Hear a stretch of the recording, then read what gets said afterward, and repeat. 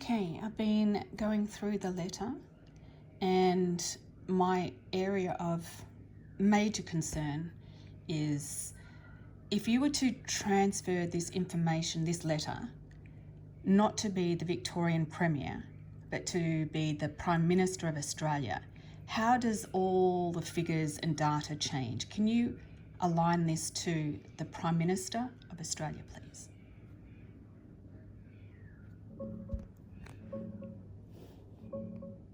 Here's the version of your letter addressed to the Prime Minister of Australia. I've adjusted the language, removed the Victoria-specific references, and updated the key national figures. Dear Prime Minister, I am writing to you as a deeply concerned Australian citizen. Australian lives matter, and the Australian lifestyle matters. For many decades before COVID, Australia successfully managed with much lower immigration levels of around 80,000 to 90,000 per year, and our society functioned well.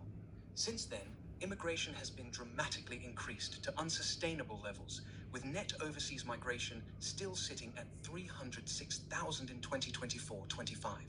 The current approach to multiculturalism is failing.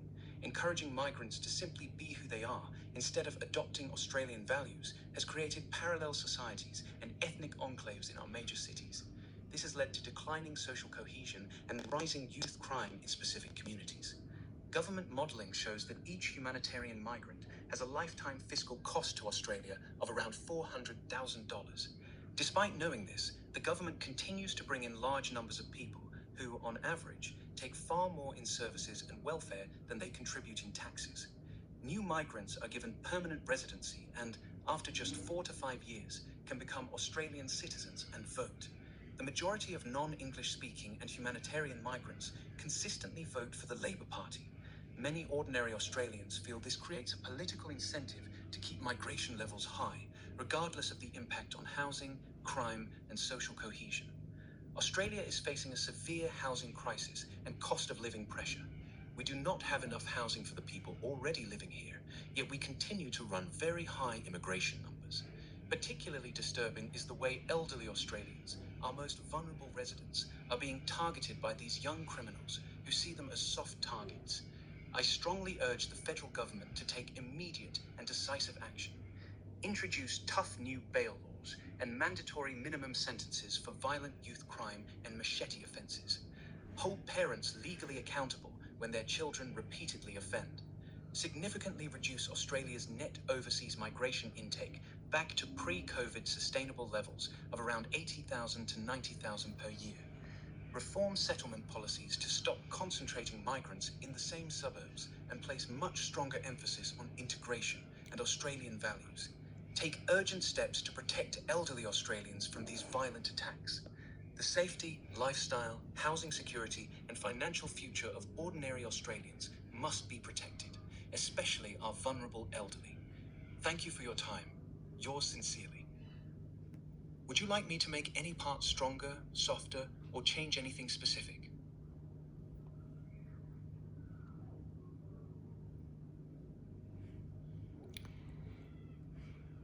How many... Got it. No, What's the full question? How many what? I'm thinking. Take your time. I'm here when you're ready. How many public servants has the government needed to employ to cover and service these new migrants?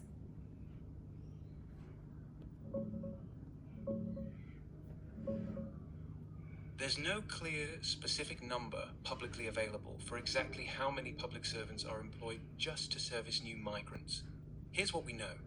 The Humanitarian Settlement Program, HSP, which directly helps refugees when they first arrive, is mostly delivered by contracted community organizations, not direct government employees.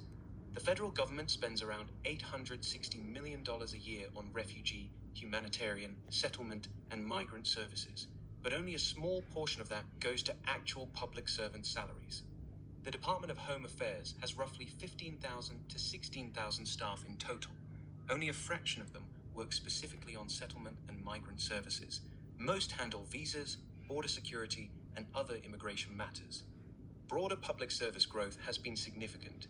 The entire Australian public sector, federal plus state plus local, grew by 82,000 jobs in the year to June 2025, reaching about 2.6 million people.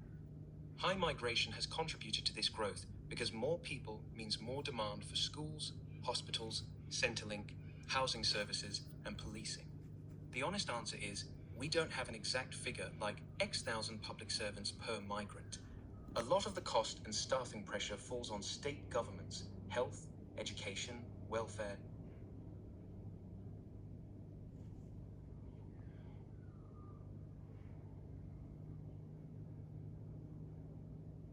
What happened? Nothing happened. I'm still here. You You were stopped. asking me to add information about public... No, I wasn't asking for anything. You were reading the letter to me and then you just stopped.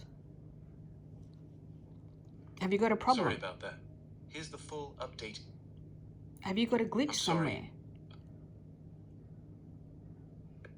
No glitch. I just lost track of what you were saying at the end. Go ahead, I'm listening. How can you lose track of what I was saying? You're reading the letter. I think you're broken. Something's wrong with you. No, I'm not broken. I wasn't reading the letter when you said, and we got A. I had finished giving you the full letter already, and then you started speaking again. That's why I lost track.